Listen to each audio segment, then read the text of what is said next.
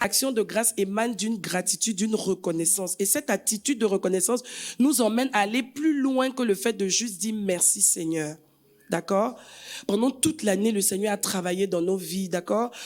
Et c'est pas comme si on attendait seulement à partir de ce dimanche pour lui rendre grâce. On lui rend grâce tous les jours. Mais l'offrande d'action de grâce est différente du fait de rendre grâce. Rendre grâce, c'est apprécier et reconnaître et être reconnaissant pour ce que Dieu a fait. Je te rends grâce pour le Seigneur Jésus. Chaque fois qu'on prie ici, on rend grâce à Dieu. Chez nous, à la maison, on rend grâce à Dieu. Mais l'action de grâce, c'est que je marque un arrêt, je trouve un moment et je décide de manifester mon action de grâce en apportant mon offrande, donc qui reflète mon action de grâce. Donc, ça part forcément de la manifestation de ma gratitude de façon matérielle. Maintenant, je vais vous expliquer, c'est pas forcément matériel visible, mais ce qui est sûr, il y a quelque chose de moi que je dois offrir en offrande d'action de grâce.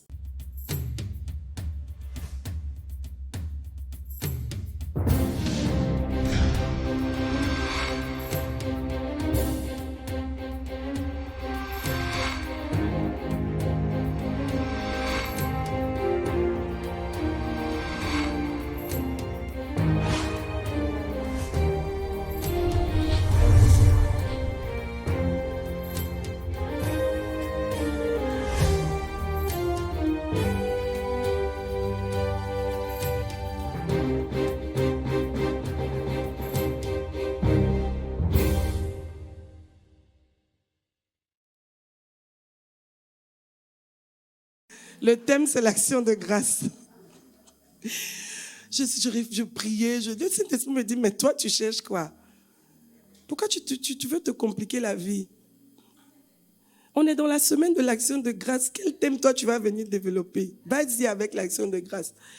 Et je me suis remise dans le bain en réécoutant un message qu'on avait eu à porter en duo avec le révérend.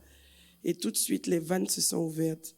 Et je pense que le Seigneur va juste nous parler en termes de rappel, juste en termes de nous emmener à mieux préparer justement le dimanche pour certains et même les autres jours à venir, parce que l'action de grâce, l'offrande d'action de grâce va débuter à partir de ce dimanche, mais va continuer jusqu'en début d'année. Donc vraiment, chacun va se préparer comme Dieu lui mettra à cœur.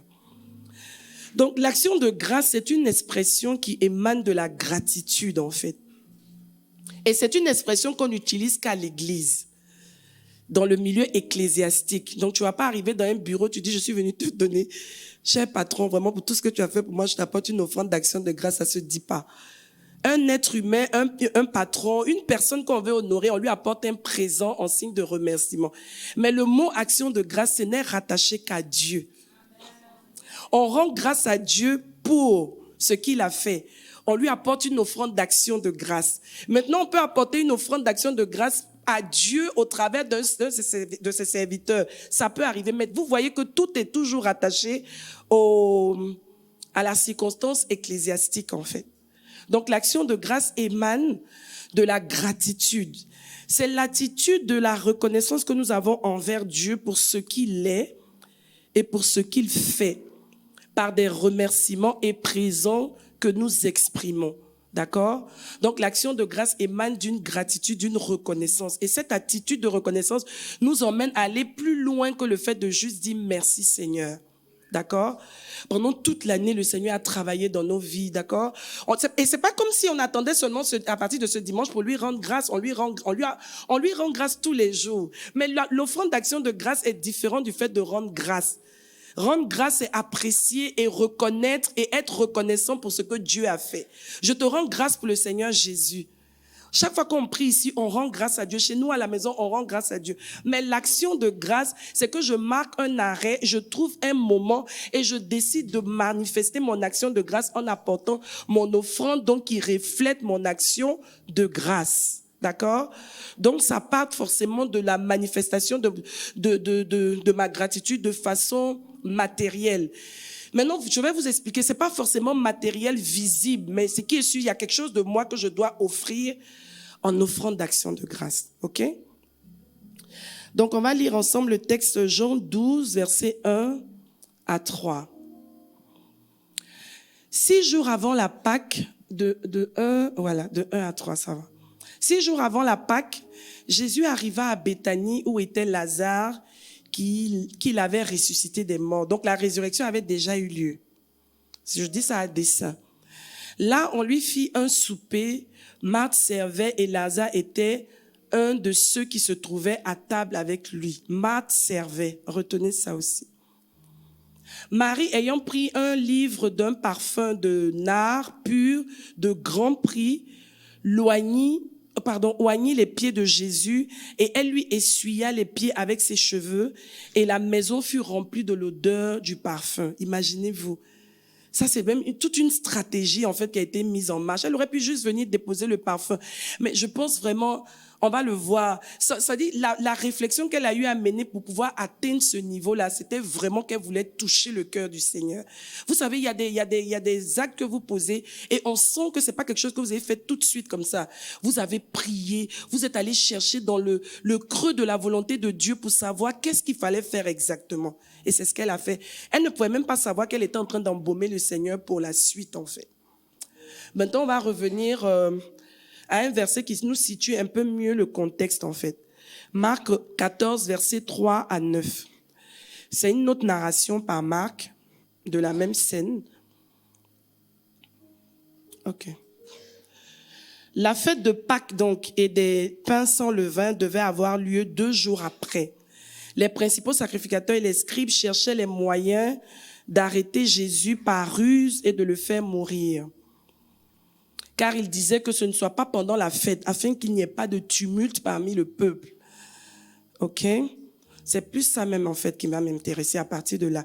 Comme Jésus était à Béthanie, donc Béthanie, c'est la ville où se trouvaient Lazare et ses sœurs. Mais pas dans la maison de Lazare cette fois-ci. Parce que vous allez voir qu'effectivement, Jésus arrivait, il y avait des moments, et la Bible nous a narré ça dans Jean, où il est allé chez les Marthes, chez eux à la maison, chez Marthe. Et on nous dit même que c'est chez Marthe. Je ne sais pas si c'est parce que c'est elle l'aînée, mais on dit dans la maison de Marthe. Est-ce que c'est elle qui avait la maison et puis les autres étaient ses petits frères? Bref, une chose est sûre, il allait aussi chez eux. Et c'est comme ça qu'il a noué une relation avec eux. Mais là, c'était pas chez eux. Et ces détails-là, je les donne parce que ça va revenir dans le message, dans l'exhortation. Donc, dans la maison de Simon le lépreux, mais toujours à Béthanie, une femme entra pendant qu'il se trouvait à table.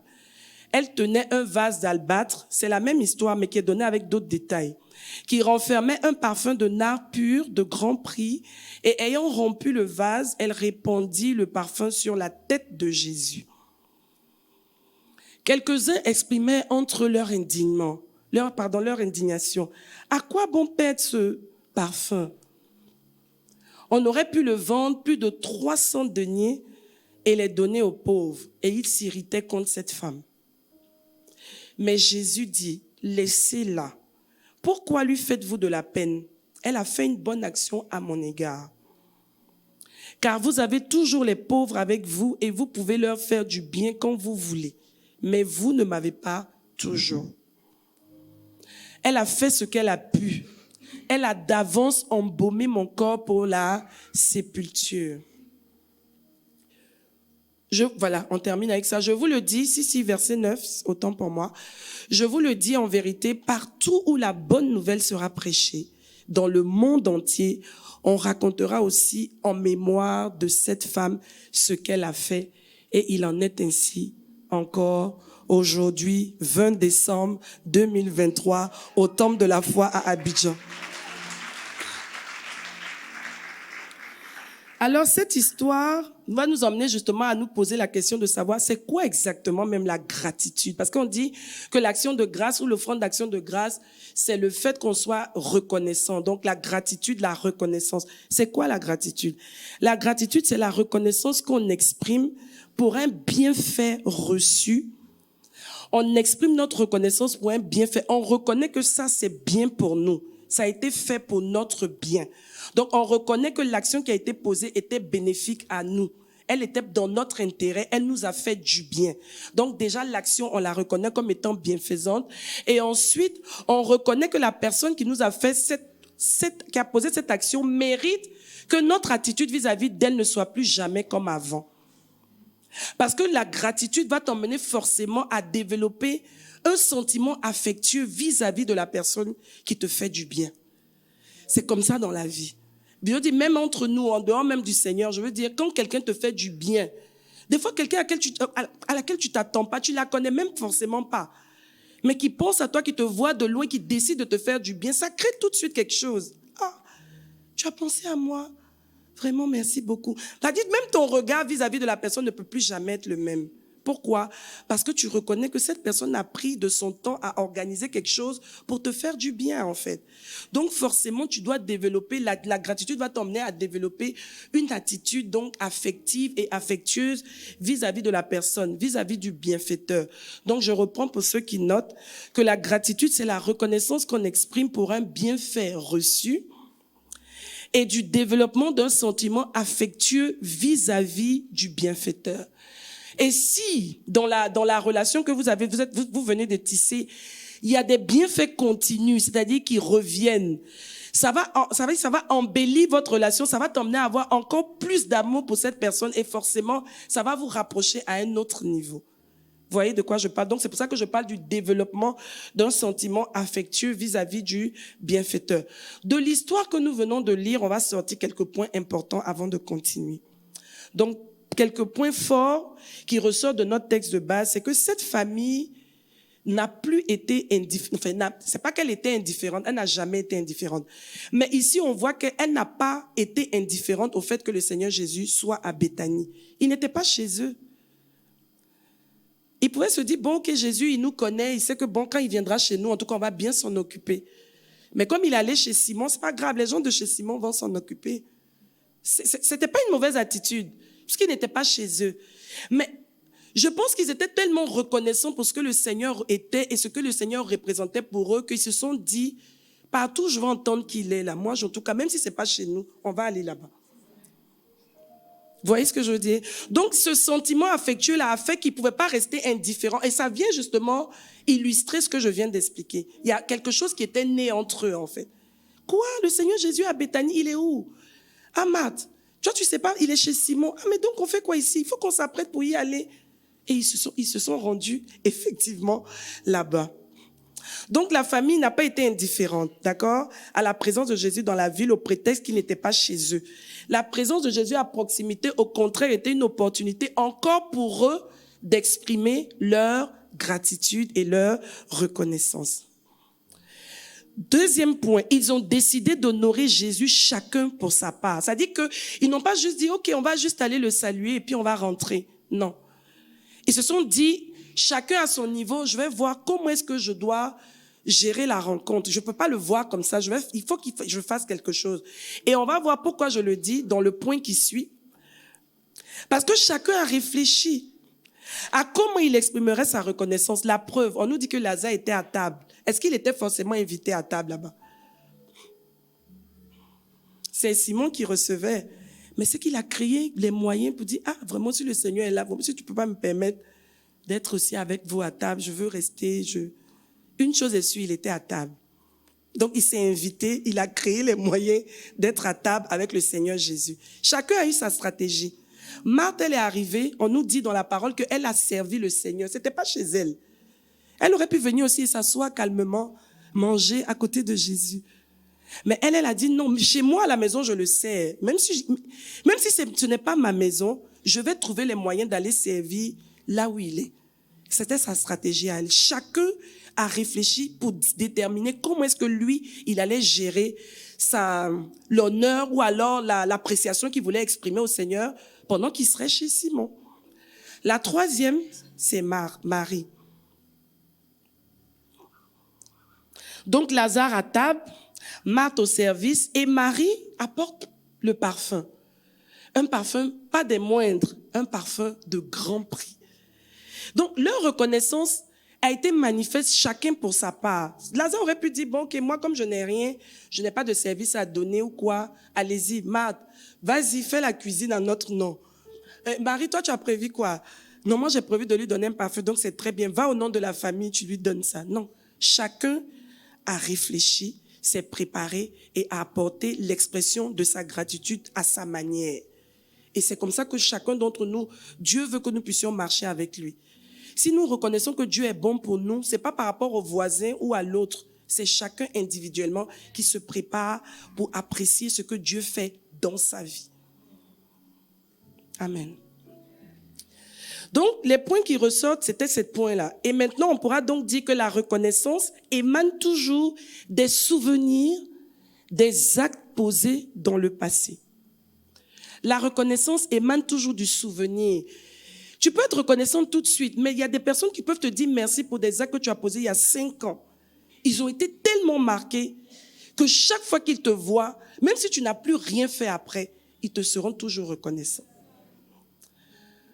Donc, le souvenir est important dans l'action de grâce à Dieu ou même dans la reconnaissance et l'attitude de gratitude envers quelqu'un. Le souvenir est important. Avoir un carnet où tu notes les bienfaits que tu reçois. Avoir des photos. Dernièrement, quelqu'un m'a tellement touchée. Elle m'a dit, vraiment, on est en famille, on peut échanger, non, il n'y a pas de souci. Donc elle me disait, oui, quelqu'un est venu me dire, oui, mais vraiment, toi tu es au temple de la foi, et vouloir lui mettre des choses dans la tête, tout ça, tu fais quoi là? Non, non, non, non. Elle dit, mon frère, moi, c'est mon fils c'est par mon fils même que je suis arrivée ici au temple de la foi. Je ne connaissais même pas le temps. Dieu a utilisé mon petit garçon de quel âge pour que je sois en connexion avec le temple de la foi et le révérend. J'ai mon histoire.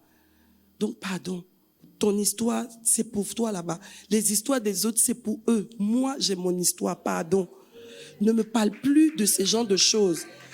D'accord? Si toi, tu as des informations voilà, vas-y. Mais moi, ça ne m'intéresse même pas. Et puis, elle m'a envoyé une photo. Elle m'a dit, tu vois, quand je regarde cette photo, et la photo, c'était le révérend qui tenait son petit garçon. Et je lui ai dit, tu sais, les souvenirs, c'est très important dans la vie. J'ai commencé à méditer, en fait.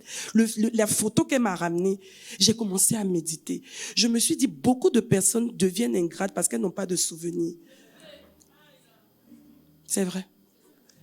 Parce qu'elle me disait, cette photo-là, ça me rappelle comment ça s'est passé. Le révérend n'était même pas obligé de m'accueillir jusqu'à prendre mon fils. Mais ça m'a tellement marqué. J'ai gardé cette photo. Je lui ai dit, gloire à Dieu pour toi. Garde bien cette photo-là. Parce que Dieu va utiliser chaque fois ça pour te rappeler ce qui s'est passé au départ. Il peut y avoir des situations dans la vie. Il peut y avoir des couacs. Mais la gratitude t'emmène à toujours te comporter comme il faut. Même si tu n'es plus avec quelqu'un. Mais la gratitude va t'emmener à te comporter de la bonne manière et même de te séparer de la bonne manière. Pourquoi? Parce que tu as des souvenirs. Et le diable est le spécialiste de faire oublier les choses. Aujourd'hui, on n'a plus d'albums photos. C'est dommage, hein? N'est-ce pas? Avant, on avait des albums photos. Parfois, tu es là comme ça, tu ranges des choses et puis tu tombes sur une photo. Tu peux pas bouger. 5 minutes, tu es obligé d'attendre. La photo t'emmène tellement de choses. Tu dis, hé, ma copine, là, elle est où maintenant? C'est ça. Aujourd'hui, il n'y a plus d'albums. Ton téléphone est perdu, toutes tes photos sont parties. Apprenons à faire des photos qui peuvent être gardées en souvenir et avoir des carnets de notes où on met des choses très importantes. Ça va nous permettre de ne pas oublier. Le révérend, il a une habitude que j'ai essayé de prendre pendant des années, mais gloire à Dieu, maintenant, j'ai réussi. Je note, c'est-à-dire noter tes entrées miraculeuses, c'est-à-dire qui n'ont rien à voir avec ce que tu fais, enfin ce que tu gagnes par tes entreprises, ton boulot, mais les gens qui viennent, qui te disent tiens, qui te donnent tant, qui te font tant, et tu notes ça aussi. Parce que tu peux oublier. Souvent, c'est bon de relire ça pour se rappeler, ah tiens, oh, cette sœur-là vraiment. Et un jour, même le Seigneur agit comme ça, le livre de souvenirs. On repart dedans, ça peut te permettre, tu dis, ah tiens, j'étais là même, je pensais à tel. Et puis le Seigneur peut te donner un souvenir. Et demain, c'est toi qui peux aller maintenant faire aussi un autre cadeau pour dire vraiment, en telle année, tu te souviens même pas peut-être, tu m'avais fait tel truc, ça m'avait tellement marqué, j'avais noté. Et aujourd'hui, Dieu me met à cœur aussi de t'exprimer ma gratitude. Les souvenirs, c'est ce qui rend les gens reconnaissants. C'est ce qui rend les gens reconnaissants. Disons, prenons le mot simple comme ça. Donc, comme je disais, la reconnaissance émane toujours des souvenirs, des actes forts passés. Et même pas forcément fort, souvent des petits détails passés, mais pour lesquels on pouvait oublier, mais qui viendront par ce carnet ou les photos nous les rappeler. Le sentiment d'amour qui s'ensuit est toujours naturel. Quand quelqu'un te fait du bien, naturellement, tu vas aimer la personne. La personne te force à l'aimer. D'accord? Quand quelqu'un te fait du bien, tu ne peux plus être indifférent par rapport à la personne. Tu as un autre regard sur la personne et tu commences à aimer. Donc, il y a de l'amour qui naît. C'est pour ça qu'aujourd'hui, nous aimons tant le Seigneur. Chaque jour, nous réalisons que Dieu nous fait du bien. Chaque jour, nous comprenons mieux l'œuvre que Jésus a accomplie à la croix.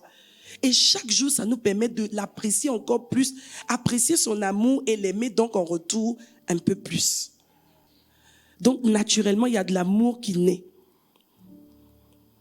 Et j'ai noté ici que l'ingratitude, généralement, vient de l'oubli, comme je l'ai dit.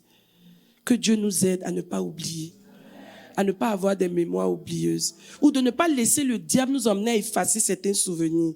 Parce que ça aussi, c'est possible. Et il est très fort dedans. Deuxième point. Donc, qu'est-ce que la gratitude apporte dans la vie d'un croyant, dans la vie du croyant? Un croyant qui manifeste de l'action de grâce, qui est reconnaissant envers Dieu, qui s'arrête à un moment pour dire non Seigneur, comme ces personnes, ce que tu as fait dans notre vie, si ce n'était que la résurrection de Lazare, pour toute notre vie, on va te témoigner quand on le pourra, notre reconnaissance. Et on va t'apporter quelque chose. Qu'est-ce que la gratitude apporte donc dans la vie du croyant? Elle nous préserve donc de la corruption, de la séduction. La gratitude, ça t'empêche d'avoir des idées bizarres. Ça t'empêche de te perdre dans des idées et puis t'emmener loin de ce que Dieu veut. Ça te permet de rester lucide. Ça te permet d'être sage dans la vie. La gratitude, ça nous empêche d'être dans la corruption, c'est quoi? C'est que tu laisses les choses du monde ou bien les choses du diable venir corrompre ce que Dieu veut faire. Ça te permet de rester dans la justice. Te préserve de la corruption et de la séduction. La séduction, c'est quand le diable essaie de te faire croire que oui, mais entends. Et puis quoi? La personne a fait ça, oui, mais c'est ça. Dieu fait des choses, il passe par les gens et puis voilà. Pour ça, c'est quand c'est les gens ou bien même Dieu. Parlons de Dieu parce que c'est plus de lui qu'il s'agit ce soir. Oui, mais Dieu, action de grâce, oui, celle-là, elle peut se lever, prendre le micro, dire tout ça. Toi, tu vois pas ce qui s'est passé.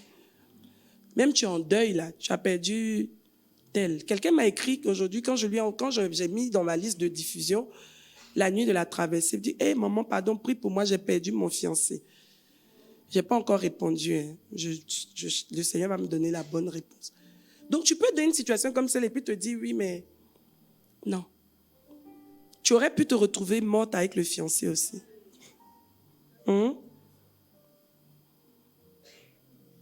Ou tu sais pas.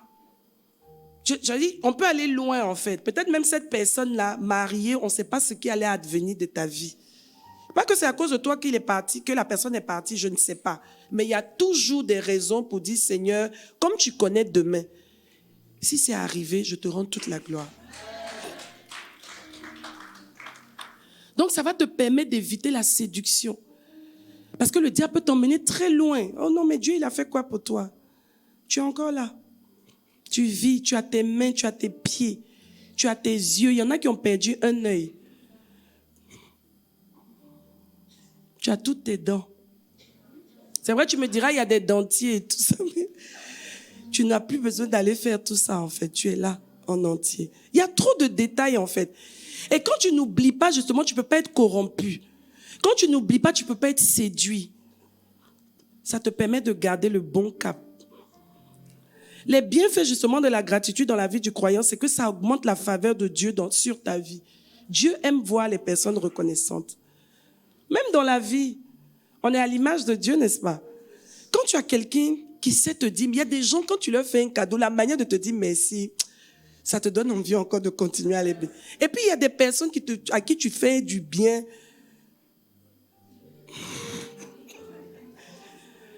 Le merci, c'est vraiment... Tu dis, c'est pas grave. Demain, tu vas me voir encore. Si c'est pas le Seigneur qui peut me dire de te donner encore quelque chose. Oui, soyons vrais. Quand tu sais être reconnaissant, tu sais attirer la faveur de Dieu sur ta vie. Parce que Dieu sait que tu es quelqu'un qui sait lui rendre gloire et honneur. Et partout tu es, généralement quelqu'un qui sait rendre gloire et honneur au Seigneur, à lui-même saura rendre gloire et honneur au Seigneur autour de lui. Pour dire, en tout cas moi, c'était pas Dieu, tu m'aurais pas vu là. Pas prendre de fausses gloires. Non, tu sais, moi je suis une bosseuse. Je suis un bosseur. Oui, tu es un bosseur. Mais il y en a qui bossent comme toi, qui rentrent avec 0 à la maison. Donc c'est la grâce de Dieu. Augmente la faveur de Dieu sur ta vie. C'est une semence qui apporte la multiplication des bienfaits de Dieu dans la vie. C'est une semence. C'est-à-dire, chaque fois que tu es reconnaissant à Dieu, c'est comme si tu vas semer encore pour que Dieu multiplie. C'est-à-dire que ce que Dieu a fait se multiplie encore de plusieurs autres manières. Donc, c'est une semence de multiplication dans la vie du croyant pour une vie de miracle. Ensuite, l'action de grâce, la reconnaissance active la puissance de Dieu. Vous allez vous rendre compte que le Seigneur Jésus, chaque fois qu'il devait faire quelque chose, il disait, Seigneur, Père, je te rends grâce. Même avant de ressusciter Lazare, je te rends grâce parce que je sais que tu m'exauces toujours. Je te fais tellement confiance, je te remercie d'avance parce que je sais que tu vas pas me laisser dans la honte. Je sais que tu vas pas me laisser dans la confusion. Donc, l'action de grâce nous emmène aussi à activer justement la puissance de Dieu dans nos vies. Quand tu es quelqu'un qui sait reconnaître ce que Dieu peut faire, qui sait apprécier ce que Dieu peut faire, Dieu va lui-même se charger de faire sa publicité dans ta vie. Pour te donner d'avoir des éléments encore pour pouvoir faire lui sa publicité, en fait. Amen. Donc, je disais, préserve de la corruption, de la tentation, de la séduction, augmente la faveur de Dieu sur ta vie. C'est une semence qui apporte la multiplication des bienfaits de Dieu dans ta vie. Elle active la puissance de Dieu pour une vie de miracle. Et troisième point, c'est que l'action de grâce se manifeste de plusieurs sortes, de plusieurs manières, en dehors de juste dire merci. Mon offrande d'action de grâce se manifeste de plusieurs manières. On a vu le cas de la famille de Marthe. Ça peut se faire en numéraire. Il y en a qui ont des enveloppes qu'ils vont recevoir, qui vont les prendre et qui vont y mettre de l'argent. D'accord? Ça, c'est pour certains. Peut-être pour la majorité, ils vont convertir en fait les ressources qu'ils ont pour pouvoir apporter ça en numéraire. Mais ça peut être aussi en nature. Ça peut être en nature. J'ai une plantation de bananes, de plantains, et puis je décide que je prends toute une portion, comme ça je viens déposer ça à l'autel. Pour dire, Seigneur, merci. Moi, ma ressource, c'est ça. C'est ce que je cultive. Ce sont mes palmiers, enfin, je sais pas, ce sont mon manioc et tout ce que j'ai. J'apporte ça. Et puis je dépose ça aussi à l'autel. En nature, parce que c'est ce que j'ai. Si je peux convertir, c'est bon, si je me sens poussé à convertir, mais même si j'envoie ça en nature, c'est pas mauvais. Quelqu'un peut dire, cette année, j'ai été tellement béni, je décide, Seigneur, d'apporter un terrain. Il y a des gens qui apportent, qui viennent, qui disent, oui, Seigneur, le Seigneur me met à cœur, je veux donner en action de grâce un terrain à l'église. Est-ce que vous ferez ce que Dieu vous mettra à cœur? Ça peut être une voiture, ça peut être vraiment en nature, de quelque manière que le Seigneur peut nous conduire. Ça peut se faire aussi. Présentement, j'ai pas beaucoup d'argent sur moi, mais j'ai telle montre, j'ai telle chose, Seigneur, je veux apporter ça. Je veux te démontrer que tout ce que je suis, c'est toi, en fait. Et comme c'est ce que j'ai en ce moment, que j'ai à cœur, je peux l'apporter aussi. Ça peut se faire en don de son temps. Vraiment, si je dois apporter matériel, en numéraire, ça sera pas grand chose, Seigneur. Si je dois apporter en nature, ça sera pas forcément grand chose. Mais je veux te donner mon temps. J'ai été bénie par une sœur. Ça fait pratiquement, je crois, 2 ans qu'elle cherche du travail. Mais ça se voit pas. Hein. Je veux dire, par la grâce de Dieu, ça va. Ils s'en sortent. Elle est avec son mari sans problème. Et elle a eu du travail par la grâce de Dieu. Et on lui demande de commencer. Tu veux commencer le travail quand? Elle avait la possibilité de commencer le travail en décembre ou en janvier. Vous vous rendez compte? Elle choisit donc de commencer le travail en janvier. Pourquoi? Il y a tellement de programmes, je veux servir. Je veux prendre mon temps justement pour servir pendant ce mois de décembre et puis commencer à travailler en janvier. Mais est-ce que vous imaginez quand même qu'il y a un salaire en décembre? Quelqu'un qui n'a pas eu de salaire depuis 2 ans, tu as eu un travail, mon frère, ma sœur. Tu cours travailler pour qu'au moins à la fin du mois de décembre, là, pendant les fêtes, tu puisses avoir ton salaire. Non. Je veux mettre mon temps à part. Je veux dédier ça au Seigneur qui a été tellement bon. Comme c'est la fin de l'année, je vais donner de tout ce que je peux donner. Parce que je sais que peut-être à partir de janvier, j'aurai plus la même disponibilité de temps. Je vais donner ça au Seigneur. Et ça, c'est pas de l'argent, mais Dieu comptabilise ça. Dieu comptabilise non seulement le salaire parti, mais le temps qui est mis pendant tout le mois de décembre. Et vous-même, vous voyez tous les programmes qu'on a depuis le mois de décembre. Ça peut être aussi mettre son don ou son talent à profit. Seigneur, moi, je suis couturière, par exemple. Au lieu d'envoyer l'argent, je ne sais même pas, mes entrées ne me permettront pas d'apporter ce que je veux. Mais je regarde dans le temple, dans l'église, et puis je décide, comme je couds, je décide de faire les tenues de toutes les femmes du protocole. Je couds, par exemple, couturière qui coupe pour femmes, ou je suis couturier, je décide de faire les tenues de tous les hommes du protocole.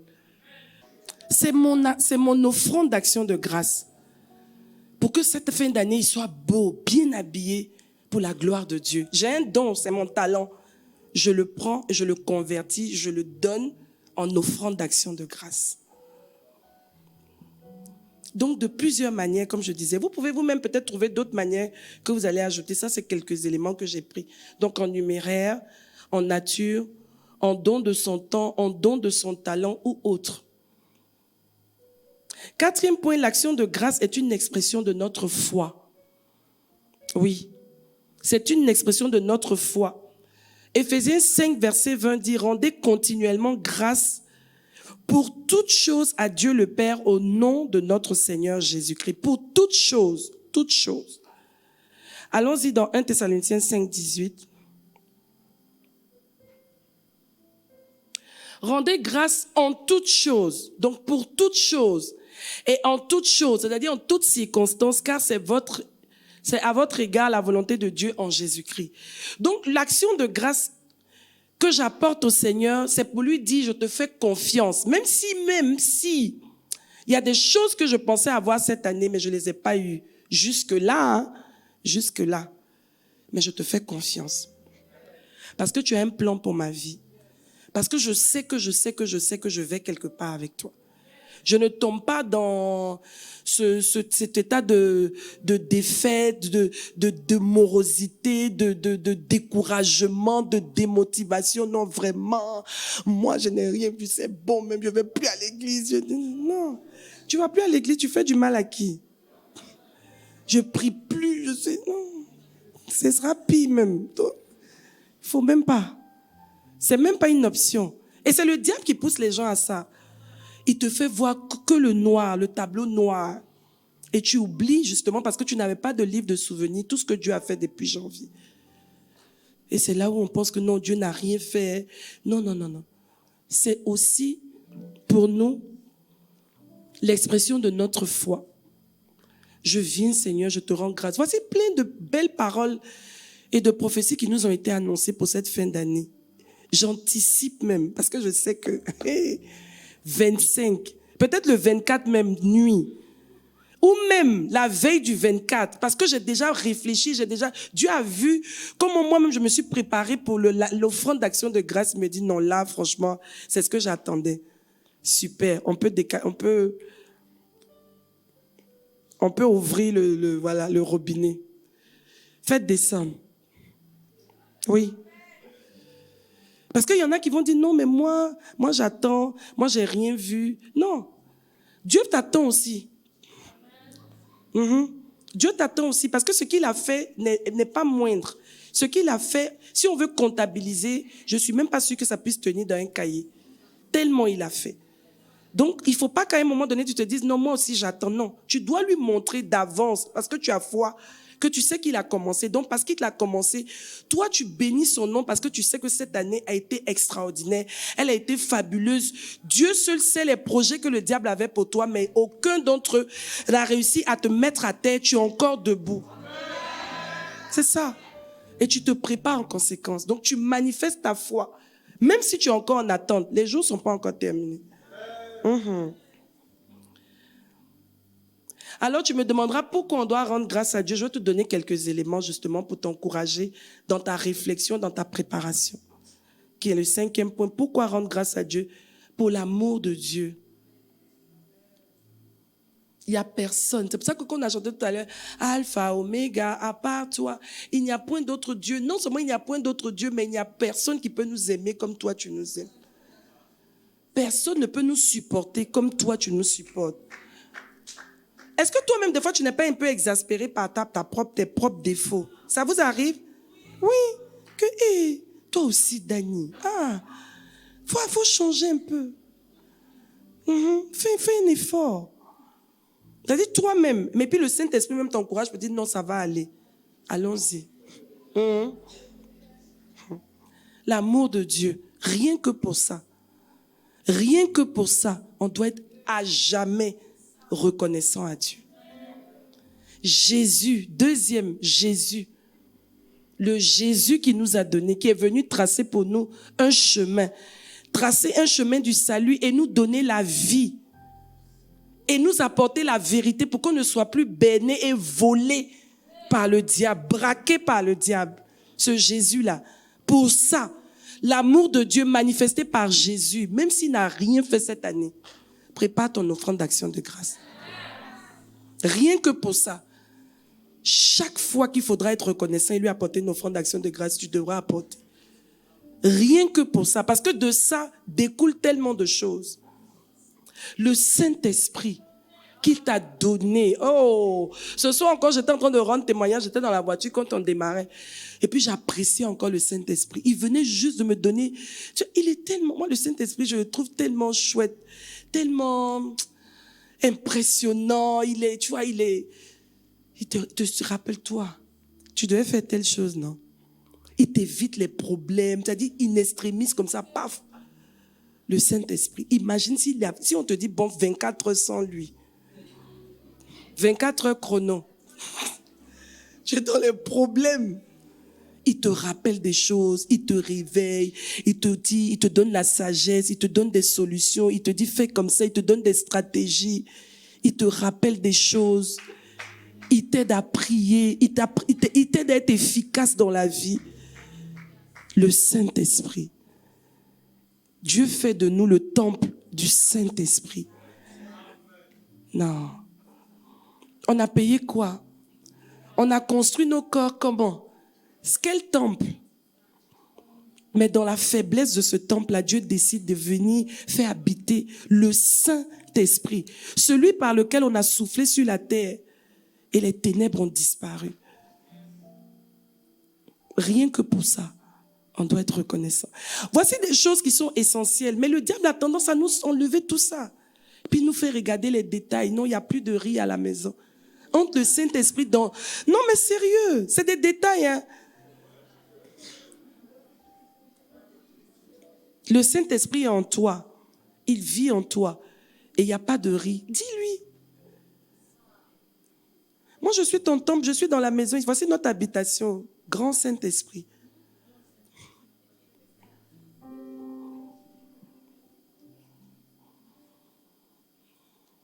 Si Dieu te donne le Saint-Esprit, si Dieu te donne le Saint-Esprit pour qu'il te conduise en toute la vérité, quelle est la vérité à ton sujet? C'est que rien ne va pouvoir te manquer. L'Éternel est mon berger, je ne manquerai de rien. S'il y a un manque, je dis, ah là, il y a irrégularité. Il faut qu'on rattrape ça. Si Dieu nourrit les oiseaux, c'est toi qui peux pas donner du riz. Je sais, peut-être je parle pour quelqu'un. Fais confiance à Dieu. Souvent, en fait, Dieu nous attend aussi.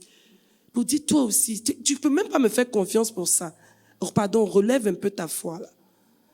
Même si je te donne le riz maintenant, demain, tu vas me demander, tu vas pleurer encore peut-être pour l'huile.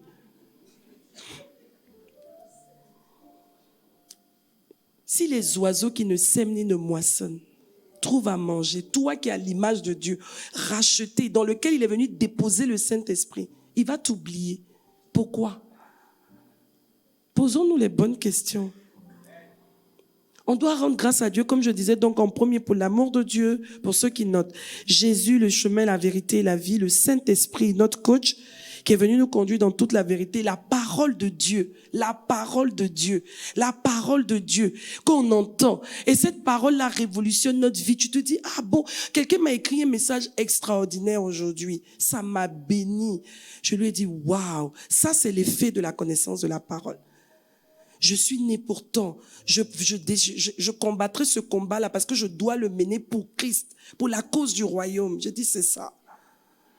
Mais si tu ne connais pas la parole, tu es faible. Dès qu'il va y avoir des circonstances, tu ne sais même pas sur quoi t'appuyer en fait. Donc la parole que tu as reçue ici tout au long de l'année, tu dois rendre grâce à Dieu pour ça. C'est cette parole-là qui te fait aujourd'hui. C'est cette parole-là qui est en train de travailler dans ta vie, dans ma vie. C'est elle qui change nos paradigmes. C'est elle qui nous donne de dormir en paix. C'est elle qui nous donne de relativiser. C'est elle qui nous donne d'avoir une autre perception de la vie. La parole de Dieu. Et ça vaut plus que l'or. Ça vaut plus que les diamants. Ces richesses donc que j'ai énumérées sont des richesses spirituelles qui nous garantissent justement les richesses matérielles et sociales. On doit rendre grâce à Dieu. Ce sont ces richesses-là que nous avons qui finissent par nous emmener à changer notre décor et notre entourage et notre environnement. Et qui nous donnent justement de rendre grâce à Dieu. Pourquoi? Nos familles, notre église, notre travail, nos entreprises, notre pays, la Côte d'Ivoire, qui est en paix jusqu'aujourd'hui, c'est la grâce de Dieu. Nos programmes ici à l'église, le bienfait, l'impact dans les vies, tout ça, c'est parce que justement nous avons rencontré l'amour de Dieu et tout a découlé de là en fait.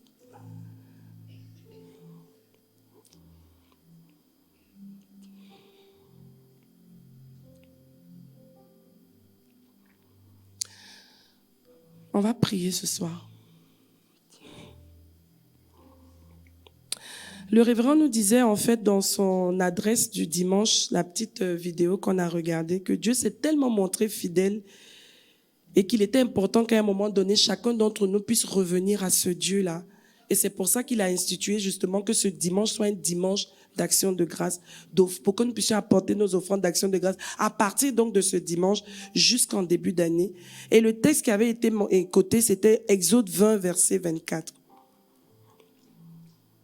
Tu m'élèveras un autel de terre sur lequel tu offriras tes holocaustes et tes sacrifices d'action de grâce, tes brebis et tes bœufs. Partout où je rappellerai mon nom, je viendrai à toi et je te bénirai. L'offrande d'action de grâce va nous permettre de vivre par la foi.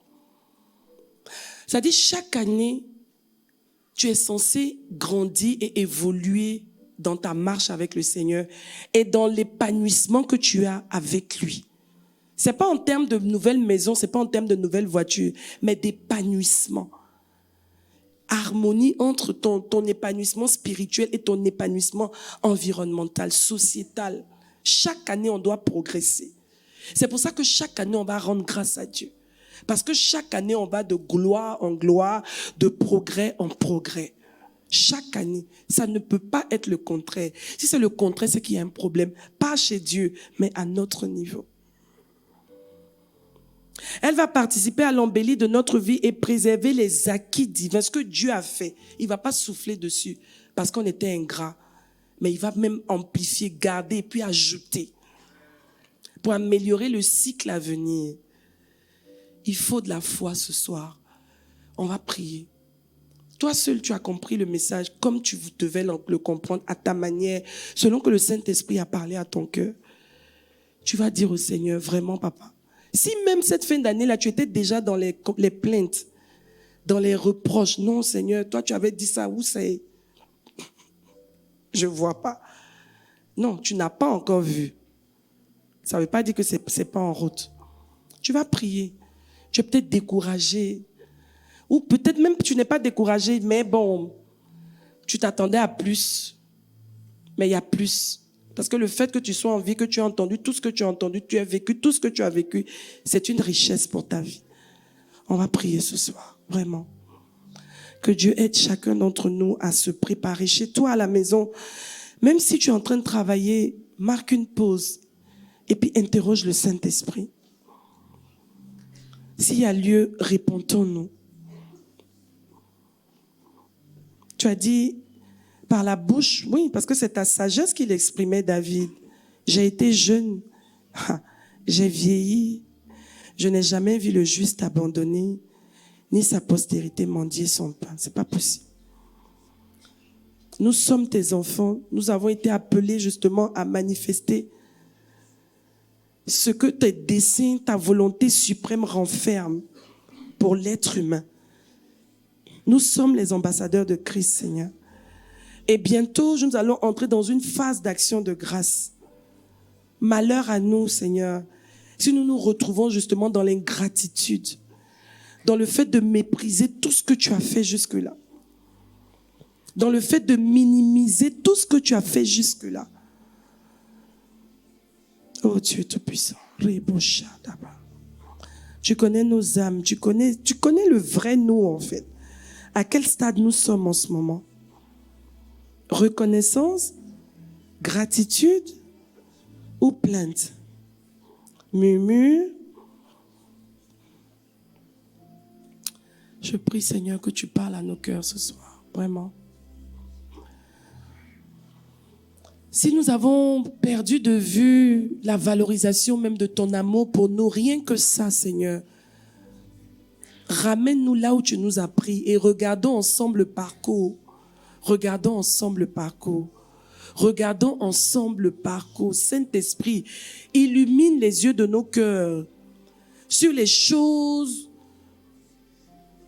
qui devraient être pour nous inoubliables, comme des mémoriaux devant nous. Il y a des choses que tu fais, ça devient comme un mémorial. Chaque fois qu'on voit ça, on est obligé de s'arrêter et de déposer une offrande et de dire merci. Oui, Seigneur. Nous ne voulons pas tomber dans le piège du diable. Nous ne voulons pas être séduits en cette fin d'année. Non, non, non, non, non.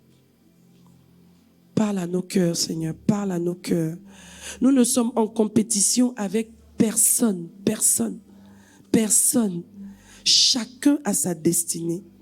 Chacun a son histoire. Gloire à Dieu pour l'histoire de X. Gloire à Dieu pour l'histoire de Y. Mais gloire à Dieu pour mon histoire. Merci Seigneur pour la miséricorde qui t'a emmené justement à nous envoyer Jésus, pour la grâce que Jésus représente pour nous par miséricorde. Seigneur, nous voulons valoriser, apprécier le fait d'être né de nouveau, le fait d'être en communion avec toi, le fait de savoir que quand nous ouvrons la bouche, nous te parlons directement. Tu nous entends, il n'y a plus de barrière. Le fait de savoir que tu nous as donné un coach, tu nous as donné, Seigneur, un instructeur particulier. Oh Dieu! Combien de fois nous n'avons pas échappé à des accidents parce que le Saint-Esprit nous a dit de passer à droite quand l'accident nous attendait à gauche. Nous voulons valoriser tous ces détails-là. Enlever nos yeux des zooms du diable, Seigneur, pour venir regarder avec toi ta loupe, Seigneur. Comptez les bienfaits de Dieu. Comptez les bienfaits de Dieu. Comptez les bienfaits de Dieu. Comptez les bienfaits de Dieu. Les mettre tous devant nos yeux.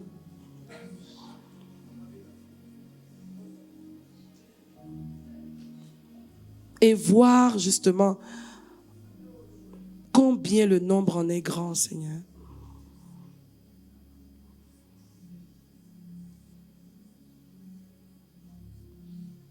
Merci pour la parole. Merci pour ce temple, l'église du temple de la foi. Merci pour le leader, le révérend Raoul Wafo. Merci pour toutes les saines amitiés, Seigneur, que tu as tissées pour nous soutenir, Seigneur, pour nous faire avancer, pour nous aider les uns les autres, pour nous aimer les uns les autres, Seigneur, pour nous challenger les uns les autres dans le bon sens, au Dieu de la foi.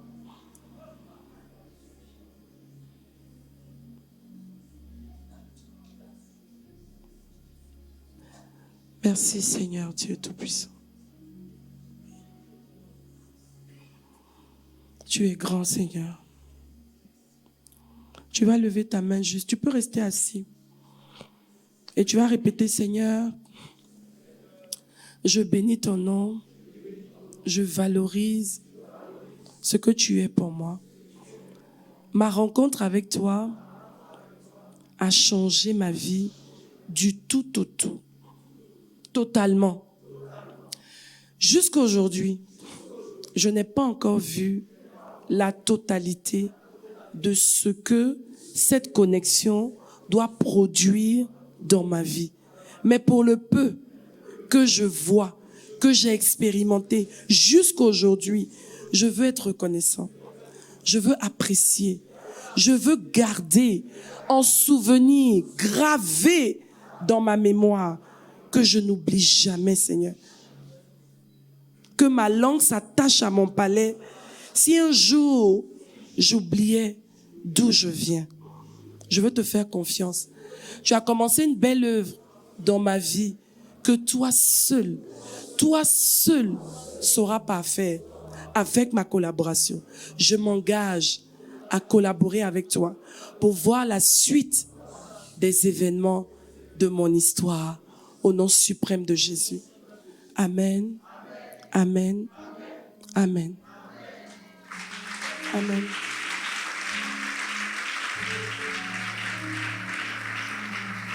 Gloire à Dieu.